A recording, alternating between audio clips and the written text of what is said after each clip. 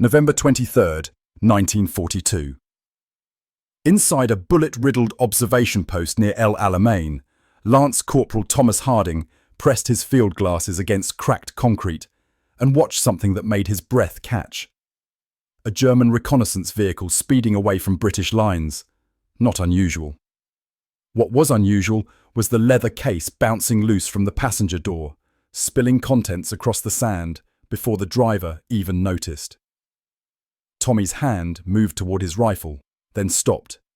The vehicle was 400 yards out, well within German-held territory. Retrieving that case meant crossing a minefield, dodging patrols, and violating every reconnaissance protocol in the British Army manual. But inside that case might be German operational maps, and 600 British soldiers were surrounded 8 miles north, cut off from supply lines, with German armor closing in from 3 directions. Tommy grabbed his kit and moved toward the wire because sometimes the only way to save an army is to steal the enemy's playbook.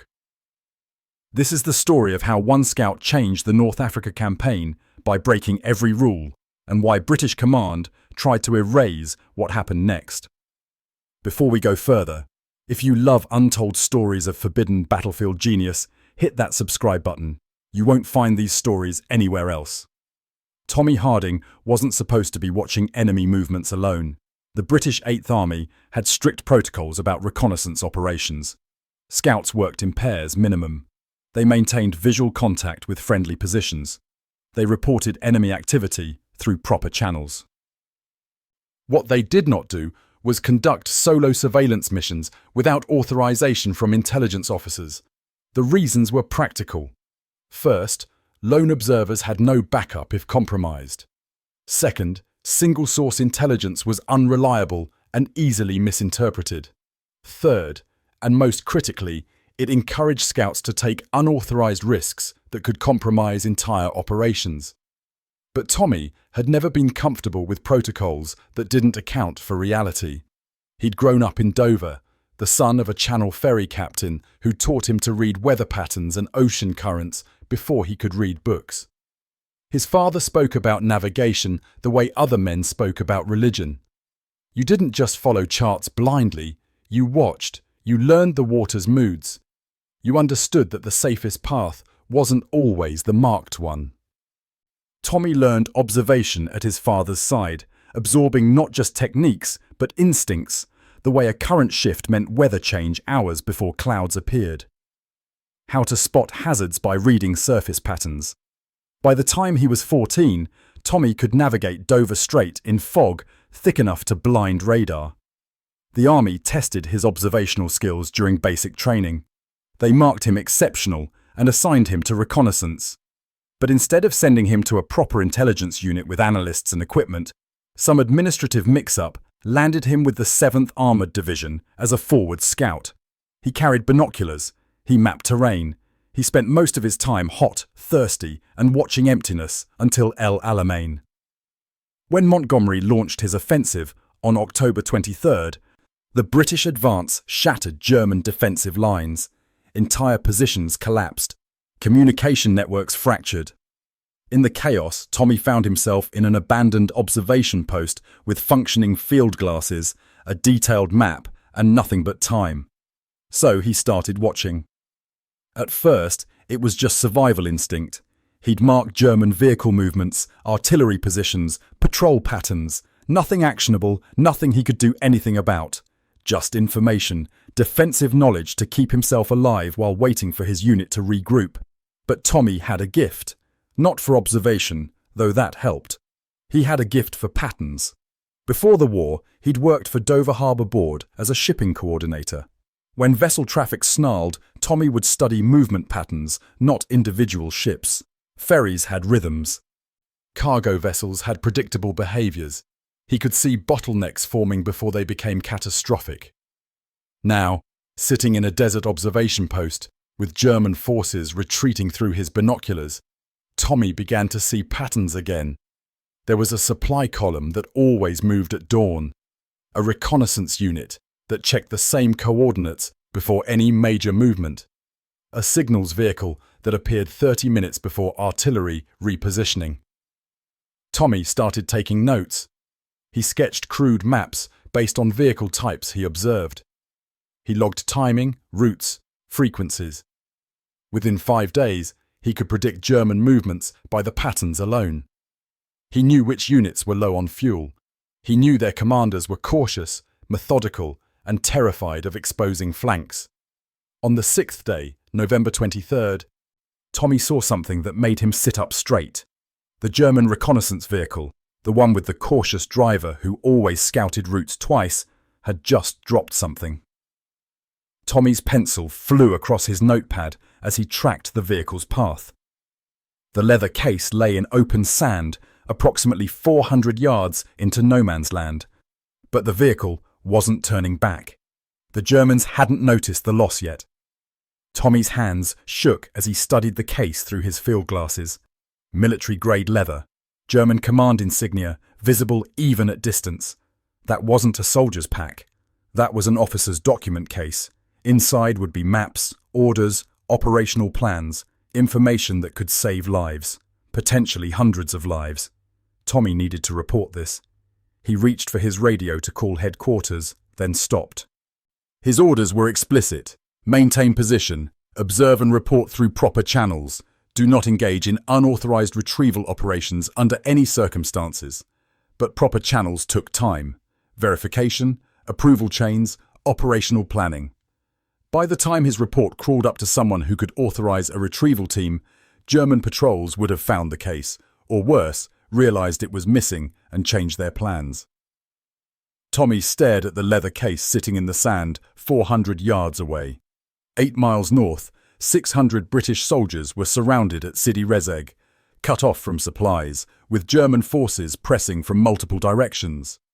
If that case contained operational maps showing German positions, approach routes, artillery placements, it could be the difference between successful evacuation and complete annihilation.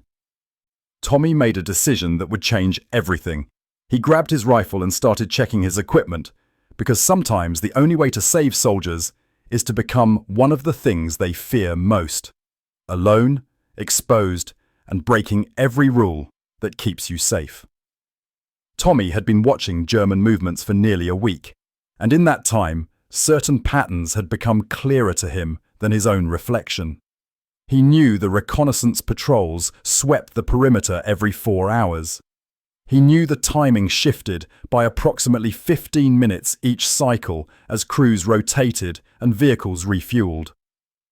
He knew the minefield started 200 yards from British positions and extended roughly 150 yards into no man's land, marked by barely visible disturbances in sand patterns where engineers had dug. The leather case had fallen in a gap. Not safe ground, just less deadly ground. A corridor roughly 30 feet wide where German vehicles had created an informal path through the mines by repeated passage. It wasn't marked, it wasn't guaranteed. But it was there, visible to anyone who'd spent 6 days watching vehicle tracks form and reform in the sand. Understanding German patrol patterns wasn't just academic curiosity. Tommy had realized something crucial about desert reconnaissance, or rather, the laziness of it. Wehrmacht doctrine was rigid, hierarchical, and terrifyingly efficient under normal circumstances. But these weren't normal circumstances. The North Africa campaign had stretched German logistics beyond breaking. Crews were exhausted, equipment was failing, and in their desperation to maintain security on minimal resources, the Germans had started cutting corners. They ran patrols at predictable times because fuel rationing demanded efficiency. They used the same routes because mine clearing was labour-intensive. They relied on visual sweeps rather than thorough searches because manpower was stretched thin across hundreds of miles of front. It was faster, it was practical, and it was a catastrophic vulnerability if someone like Tommy happened to be watching. Tommy had filled an entire notebook with observations. He'd mapped the patrol schedule. The Germans followed predictable patterns. The next sweep wouldn't come for another 3 hours, 17 minutes. His window of opportunity was exactly that long.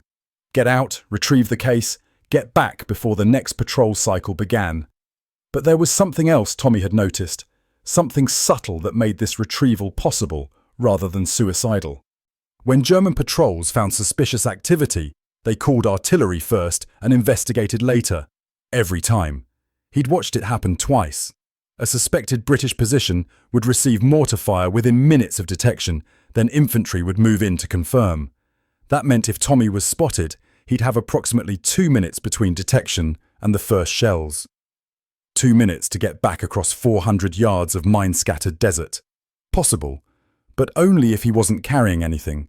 The case would slow him down, make him visible, turn a desperate sprint into a death sentence. But Tommy understood something about human psychology that made his plan feasible. Observers watch for patterns, movement, threat, tactical importance. A single soldier crawling through sand wasn't tactically significant. Artillery was expensive. Ammunition was rationed. German commanders wouldn't waste shells on a lone target unless that target posed immediate threat. The key was invisibility through insignificance. Move slowly. Stay low. Don't trigger the threat response that made observers reach for radios. Tommy had been running scenarios in his head for hours. What if he could reach the case undetected? What if the patrol timing held? What if the mines were exactly where his observations suggested? Each calculation increased his odds from impossible to merely suicidal. The ethical weight of what Tommy was considering grew heavier with each passing minute. He wouldn't just be disobeying orders. He'd be risking his life on intelligence that might be worthless. Old maps, outdated orders, documents the Germans dropped because they were no longer relevant. And if he failed, if he triggered mines or drew fire, he'd die alone in the desert, having accomplished nothing but validating command's protocols about unauthorized operations. But more than that, Tommy was planning to steal intelligence that didn't belong to him. Military documents were handled through proper channels for good reasons: chain of custody, verification, analysis by trained personnel. By grabbing that case himself, Tommy was gambling that his judgment was better than the system designed to handle exactly this situation. Tommy stared at his watch as the desert sun climbed higher. The moral calculation was simple and horrible. His life versus potential intelligence that might save 600 surrounded soldiers. There was no good choice. There was only the choice that gave the most men a chance to see tomorrow. On the afternoon of November 23rd, Tommy's internal debate became irrelevant. His section commander appeared at the observation post with an MP and an expression like weathered stone. Someone had noticed Tommy's unauthorized extended position. Someone had reported his failure to return to friendly lines, and now everything was about to fall apart. Captain Winters didn't waste time with pleasantries. He stood at the entrance to the observation post, sand dusting his uniform, and pointed toward British lines. "Pack your kit, Lance Corporal." Tommy's stomach dropped. He pulled away from the field glasses, the leather case still visible in the distance. "Sir, I can explain. You've been maintaining this position for 6 days without authorization." Winter's voice was controlled, the kind of control that preceded explosions. "You've failed to report your location. You've consumed rations meant for forward observation teams, and you've been conducting solo reconnaissance in violation of every protocol we have." The MP climbed into the observation post and began gathering Tommy's equipment. The field glasses went first, then his detailed maps, then the precious notebook filled with 6 days of observations. Tommy watched his work disappear into a rucksack, like watching someone dismantle his purpose. "Sir, you need to understand. There's German intelligence 400 yards from here. I watched them drop it. A document case with command insignia. If I can retrieve it, we might have operational maps, troop positions, supply routes." "Enough!" Winter's jaw tightened. "Do you have any idea how many scouts think they've spotted the intelligence coup of the century? Every private with binoculars thinks he's going to win the war from a foxhole. What you saw was probably a discarded equipment bag, or bait. The Germans know we watch for dropped materials. They use it for ambush positioning. This isn't bait, sir. I've been tracking their patterns. This reconnaissance unit doesn't run deception operations. They're pure logistics, route checking, supply coordination. You've been tracking their patterns. Winters gestured to the MP, who was now collecting Tommy's rifle. You're a scout, not an intelligence analyst. We have trained personnel for pattern recognition. What you've been doing is dangerous, unauthorized, and potentially compromising to operations you know nothing about. Tommy felt something breaking inside him. Not anger, something colder. The realization that Winters wasn't going to listen, wasn't going to verify, wasn't going to do anything except follow protocol. Sir, please just send a retrieval team. Verify the intelligence. That's all I'm asking. 8 miles north, 600 men are surrounded with German armor closing. If that case has what I think it has, we can get them out. Winters studied Tommy for a long moment. When he spoke, his voice was almost gentle. Harding, you're a good scout. You've provided solid intelligence under impossible conditions, but you've crossed a line. You will return to friendly positions immediately. You will not discuss your unauthorized reconnaissance with anyone. And if I hear you've attempted any retrieval operations, I will have you court-martialed. Do you understand? Yes, sir. The words tasted like sand. Good. Get some rest. You look like you haven't slept in days. Winters turned and climbed out of the observation post, the MP following with Tommy's confiscated equipment. Tommy sat in the sudden silence, feeling the weight of helplessness. The leather case was gone from British reach.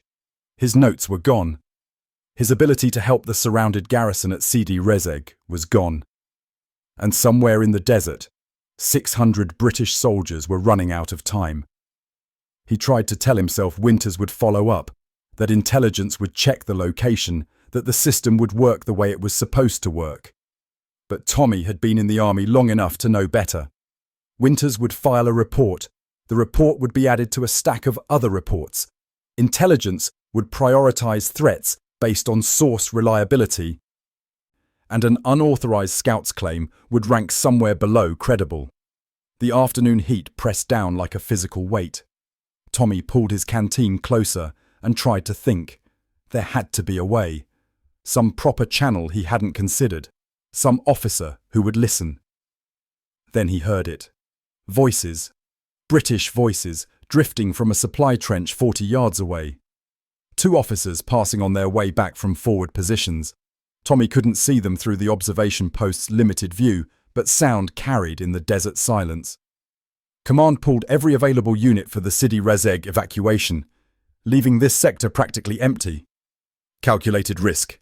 If we can't extract that garrison, we lose 600 men. Better to thin the line here than watch them get slaughtered. Assuming we can find a safe route through German positions. Last intel we had was 3 days old. Could be walking straight into armor concentrations. The voices faded. Tommy sat very still, processing what he'd just heard. The evacuation was happening. Command was moving forward with minimal intelligence. They'd be navigating German positions using outdated maps, hoping artillery placements hadn't shifted, praying armor units hadn't repositioned. But 400 yards away, sitting in the sand, was current intelligence. Fresh operational documents that would show exactly where German forces actually were, not where they'd been 3 days ago. Tommy looked toward the edge of the observation post where his confiscated rifle had stood. Gone now, secured by the MP, his field glasses, gone, his maps, gone, but not destroyed. Equipment like that would be returned to the supply depot for redistribution. Which meant it was still on base somewhere, still accessible if someone was willing to cross certain lines. Tommy had never stolen from the British Army. He'd never directly disobeyed a combat order.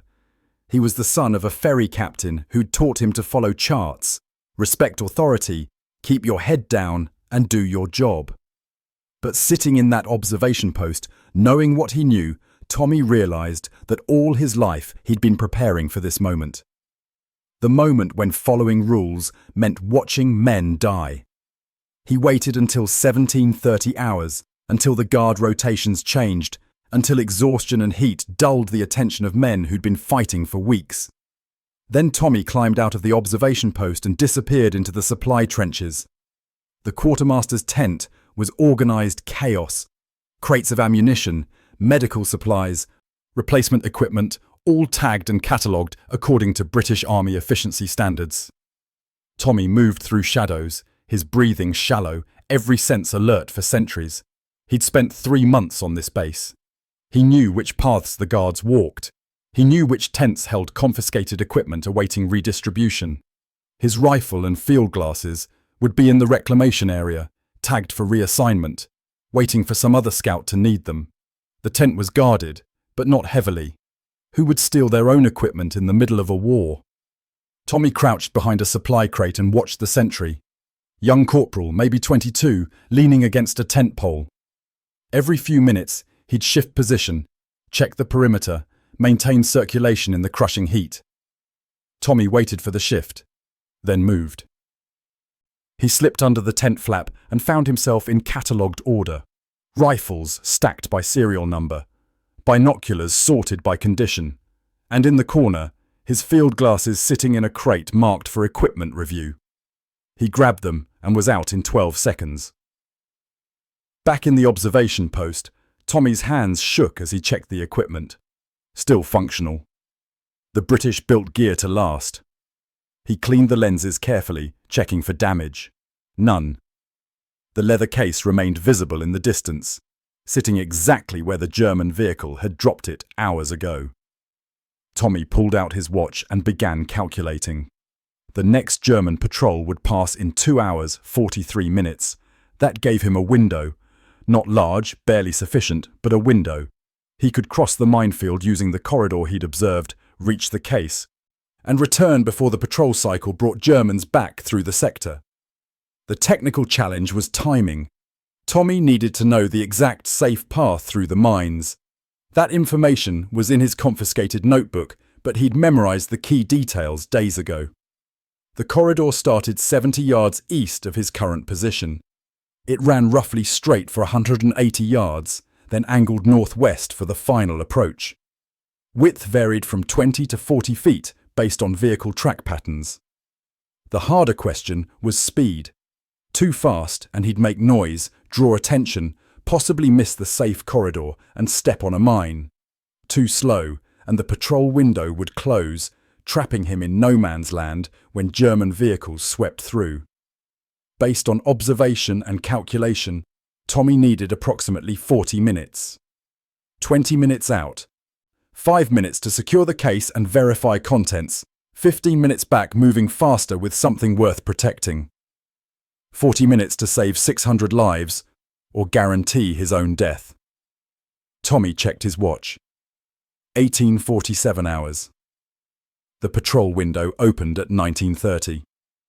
He had 43 minutes to prepare mentally, physically, psychologically for the most dangerous 40 minutes of his life. The consequences of failure were immediate and absolute. If caught by patrols, Tommy would be shot or captured. If he triggered mines, death would be instantaneous. If command discovered his theft and disobedience, he'd face court-martial, imprisonment, possibly execution for desertion under fire. But if he succeeded, 600 men would have current intelligence, fresh maps showing German positions, information that could turn a desperate evacuation into a coordinated extraction, the difference between slaughter and survival. Tommy adjusted his uniform, checked his canteen, prepared his route mentally. He whispered directions to himself, memorizing each step. 70 yards east. Look for the vehicle tracks. Stay between the disturbed sand patterns. Move when the light is lowest. Stop if you hear engines. At 1929 hours, Tommy picked up his field glasses for one final check. The patrol route was clear.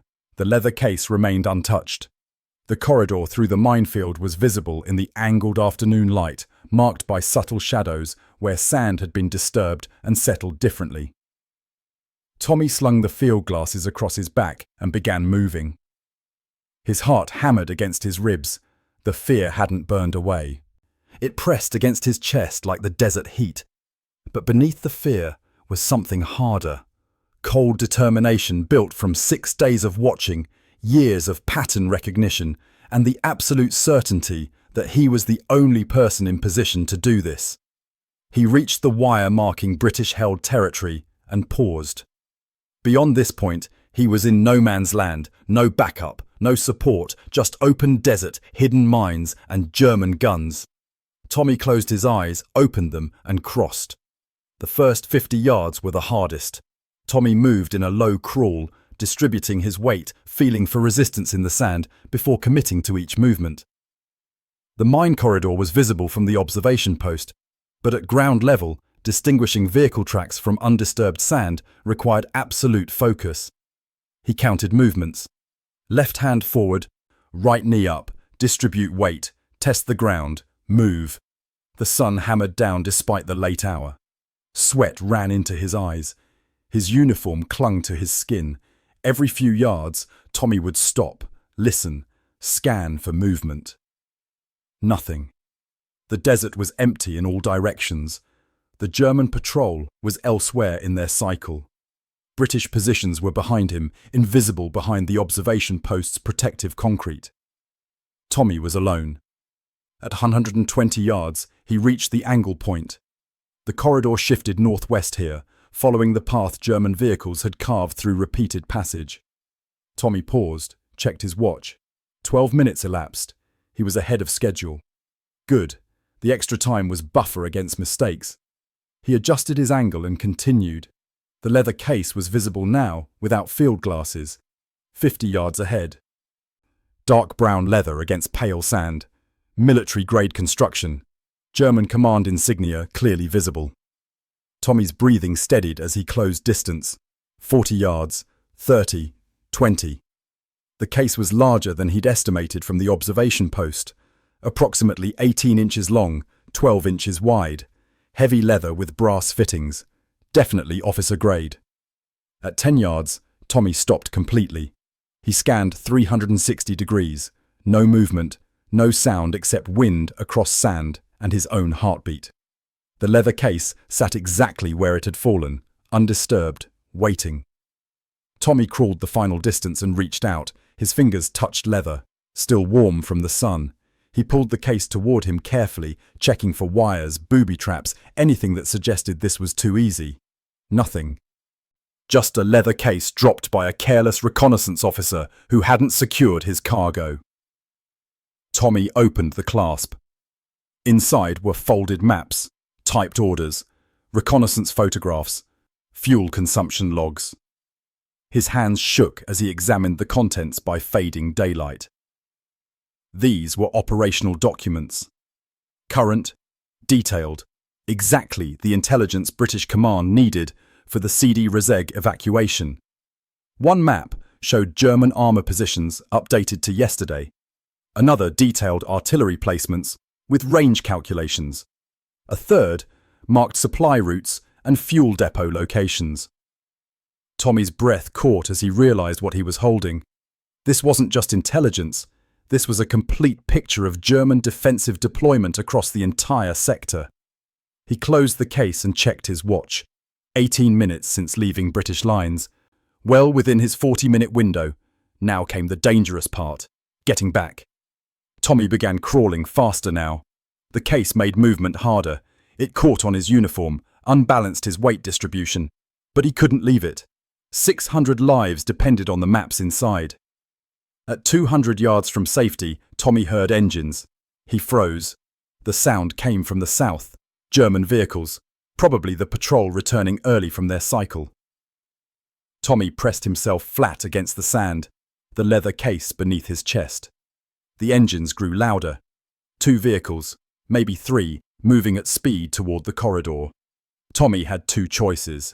Run for British lines and hope he made it before the patrol spotted him, or stay motionless and pray they passed without seeing a British scout lying in their patrol route.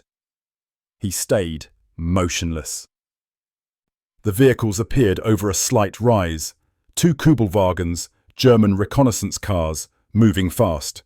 They'd pass within 30 yards of Tommy's position, close enough to see him if anyone looked carefully. close enough to shoot if they noticed movement. Tommy closed his eyes and tried to become invisible. The leather case pressed against his ribs. His rifle dug into his shoulder. Sweat ran down his face, and he couldn't wipe it away without moving. The vehicles passed, engines loud, then fading. Tommy waited 30 seconds after the sound disappeared completely.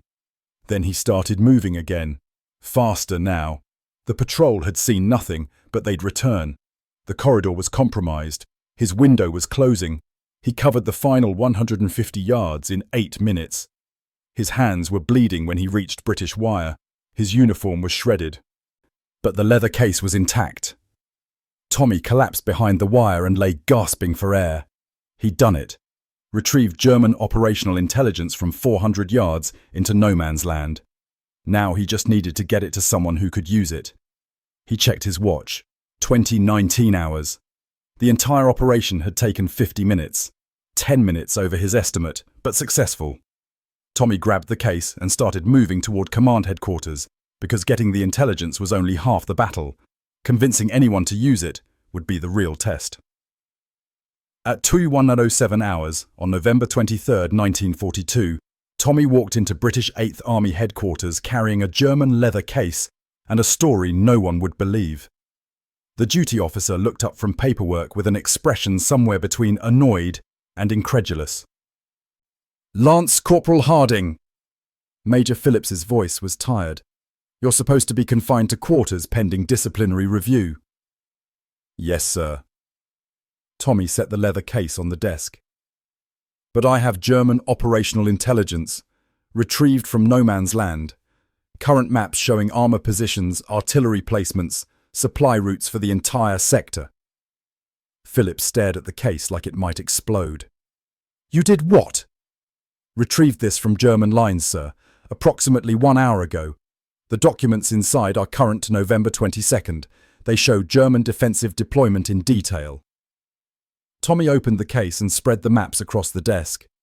"This is what command needs for the CD Reseg evacuation. Current intelligence on what we're actually facing." Phillips picked up one of the maps. His expression shifting from annoyance to concentration, he studied the markings, the dates, the German annotations. His jaw tightened. "Where did you get this?" "German reconnaissance vehicle dropped it this afternoon. I observed the drop from my position. When Captain Winters ordered me back to base, I realized no one else knew about it, so I went back." "You went back?" Phillips's voice was dangerous now. "You disobeyed a direct order, crossed into no man's land alone, traversed a minefield, and retrieved enemy documents without authorization." "Yes, sir." "Do you understand what you've done? This is desertion, theft of military equipment, unauthorized intelligence operations. You could be shot." Tommy met Phillips' eyes. "The CD Reseg garrison needs this intelligence, sir. 600 men are surrounded. Command is planning evacuation with 3-day-old maps. These documents show where German forces actually are right now. Whether I get shot is less important than whether those men get out alive." Phillips stared at Tommy for a long moment. Then he grabbed the maps and stood. "Stay here. Do not move. Do not speak to anyone." He disappeared into the command tent, taking the German documents with him. Tommy sat in silence for 23 minutes. Through the tent walls, he could hear urgent voices, officers being summoned, map tables being cleared, the sudden energy of headquarters realizing they had something valuable. When Phillips returned, he wasn't alone. Captain Winters was with him, along with a colonel Tommy didn't recognize, and 2 intelligence officers. Winters' face was unreadable. The colonel spoke first. "Lance Corporal Harding, I'm Colonel Matthews, 8th Army Intelligence. These documents you retrieved. Walk me through exactly how you obtained them." Tommy recounted the story. The observation post, 6 days of watching patterns, the dropped case, the corridor through the minefields, the timing window, the patrol that nearly discovered him. Everything. Matthews listened without interrupting. When Tommy finished, the colonel turned to the intelligence officers. "Verify authenticity. I want confirmation these are genuine before we act on any information they contain." One of the intelligence officers nodded. Initial assessment is authentic, sir. Document formatting matches known German protocols. Map annotations are consistent with Wehrmacht standards. Dates and unit designations align with what we know of German deployment. Matthews turned back to Tommy. You understand you violated direct orders? Yes, sir. You risked your life on intelligence that could have been worthless. Yes, sir. You compromised operational security by conducting unauthorized operations in enemy territory. Yes, sir. Matthews studied him for a moment. You also provided intelligence that may save 600 British soldiers. These maps show German armor concentrations we didn't know existed. They show gaps in defensive lines we can exploit for evacuation. This intelligence is actionable, current, and potentially decisive. Captain Winters stepped forward. Sir, regardless of the intelligence value, Harding directly disobeyed orders. He deserted his post. He endangered himself and potentially compromised this position by drawing German attention. I'm aware of what he did, Captain. Matthews' tone was cold. I'm also aware that 600 men at Sidi Rezeg have a chance now because one lance corporal decided his life was worth less than current intelligence. He turned to Tommy. Harding, you're confined to quarters under guard until I decide what to do with you. Intelligence will need to debrief you on German patterns you observed. After that, we'll determine appropriate consequences. Tommy nodded. Will the intelligence reach the evacuation teams, sir? It already has. Matthews gestured to the maps. We're repositioning forces based on these documents right now. If they're accurate, the Sidi Rezeg evacuation goes from suicide mission to achievable objective. Thank you. Sir? Matthews didn't respond. He simply nodded to the MPs, who appeared to escort Tommy to confinement. As Tommy was led away, he caught Winter's expression. Not anger, something more complicated. Respect mixed with frustration, mixed with the realization that sometimes the system fails and individual action becomes necessary. November 25th, 1942. 4:30 hours. The British evacuation of Sidi Rezeg began under cover of darkness. Using intelligence from Tommy's retrieved documents, British forces identified a gap in German armour deployment. They moved 600 surrounded soldiers through that gap in a coordinated extraction that German commanders never saw coming. The operation succeeded with minimal casualties. German forces responded hours too late. Their attention focused on defensive positions the British had already bypassed. By the time Wehrmacht command realized what had happened, the Sidi Rezeg garrison was safely behind British lines. Intelligence reports that followed credited superior reconnaissance and excellent battlefield intelligence. Tommy's name appeared nowhere in official documents. The leather case and its contents were classified. The unauthorized retrieval operation was buried in paperwork that never reached historical records. Tommy spent 3 days in confinement while command decided his fate. Colonel Matthews visited on the second day, alone, carrying Tommy's confiscated notebook. The colonel's face was unreadable as he sat across from Tommy in the holding area. The maps you retrieved were accurate. Matthews' voice was neutral. The Sidi Rezeg garrison was evacuated successfully. 600 men are alive because you decided intelligence protocols were less important than intelligence itself. Tommy said nothing. There was nothing to say. You disobeyed orders. You deserted your post. You conducted unauthorized operations that could have compromised this entire sector. Matthews paused. You also demonstrated initiative, courage and judgment that saved British lives. Command is unclear how to handle that combination. What happens now, sir? Matthews set the notebook on the table. Officially, you're being reassigned. Transfer to a supply unit in Cairo. Rear echelon work. No reconnaissance. No forward positions. No independent operations of any kind. He stood. Unofficially, Command doesn't want scouts thinking they can ignore orders whenever convenient. But Command also doesn't want to court-martial someone who saved 600 lives. So we're moving you somewhere you can't cause more problems. I understand, sir. Matthews moved toward the door, then turned back. Harding, those 600 men who walked out of Sidi Rezeg alive, they'll never know your name. There won't be medals. There won't be commendations. This operation will never appear in any official history. Can you live with that? Tommy thought about the leather case sitting in the sand, about the 40-minute crawl through minefields, about 600 families who wouldn't receive death notifications because one scout decided rules mattered less than lives. I can live with it, sir. Matthews nodded once and left. Tommy Harding spent the rest of the war in Cairo, managing supply inventories and training new reconnaissance personnel. He never returned to forward positions. After the war, he went back to Dover, took over his father's ferry business, married, raised 2 daughters, and worked the Channel crossing until retirement. He died in 1979 at the age of 58. In the decades that followed, military historians occasionally noted the fortunate intelligence that enabled the Sidi Rezeg evacuation. Some speculated about reconnaissance operations. Others attributed it to signals intelligence. The truth remained classified in a leather case, in documents that showed how one scout's unauthorized operation changed the North Africa campaign, in orders that came from nowhere and saved everyone. If this story moved you, subscribe for more untold tales of World War II's invisible heroes. Because sometimes the most important battles are fought not with rifles, but with the courage to break every rule when lives depend on it. Tommy Harding never fired a shot during the Sidi Rezeg operation.